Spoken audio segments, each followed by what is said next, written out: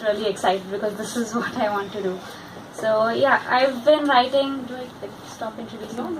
Okay, so I've been writing for I think 7 years now, and I've been publishing online, and then I stopped publishing online, and then just kept the stories for myself. So this is one of them. This is called His Daily Routine. So the story is a bit monotonous, but it's supposed to be.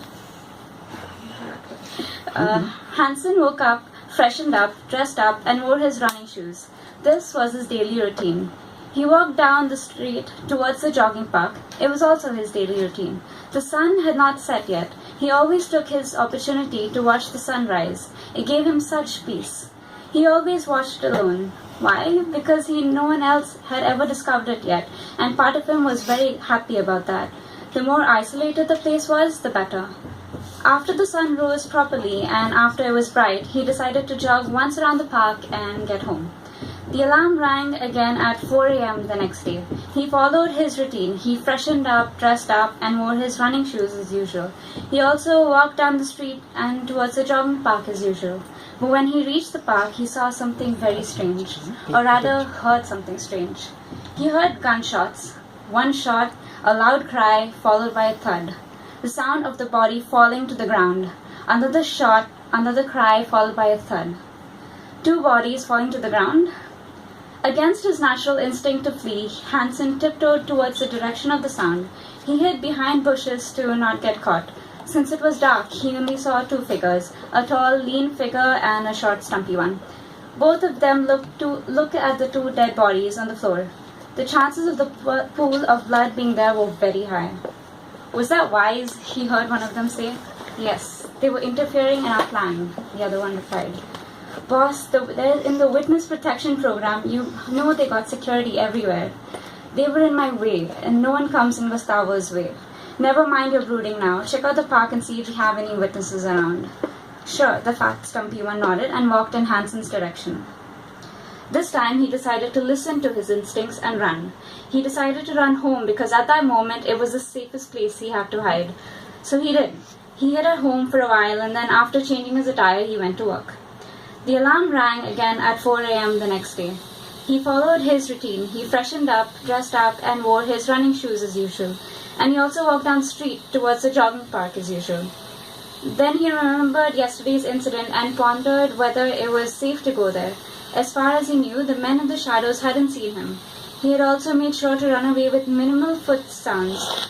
Besides, the park was a sanctuary. He couldn't give that up for meditation, could he? But how could he forget that how his sanctuary was tainted now? There were bloodshed on the path he took to his favorite spot. Could he be that brave and forget yesterday's incident? He had to. He didn't know where else he could go. So that's what he did. He went to the jogging park and went to a special place. He did it without any trouble. He glanced at the place where the 2 men had killed those 2 people. There was a pool of dried blood, but no white chalk drawings that could show that the 2 men were shot there. People just shrugged past the place and as if they were used to it, or as if it wasn't blood but some other red liquid like perhaps strawberry juice. He heard footsteps approach him. Did someone else find the spot too? He turned around and saw a tall man standing behind him. Do you mind if I sit here? He asked kindly. He had a familiar voice, perhaps that of a neighbor. Not at all. Hansen smiled and ushered him to sit. They sat in silence, saying nothing. The other man asked, Do you come here often at this time of day? Yes, Hansen nodded. The view is beautiful, the other man remarked. It is, Hansen replied. There was silence. Then the man asked, Did you hear about what happened there the other day? Hansen grew nervous. What happened? He asked. Did people know about the murder here? Maybe he wasn't the only one to witness the scene. They were shooting a scene for a movie here with some big celebrity. I don't know. Someone told me. I decided to check this park out myself. Why did you come here? Hansen felt partially relieved, but then he realized something. But I never saw any cameras here. Then I have another point for you, the man replied. His voice grew dangerous. His voice started becoming more familiar. What is it? Hansen asked, now scared of ever confiding in him. The man reached into his pocket and pulled out a gun. As the sun rose, Hansen could see the black gun glistening. He could also see the crooked smile on the man's face. Hansen recognized the voice now. The man put the gun on Hansen's chest and fired. The shots echoed in the distance. Another shot then a thud.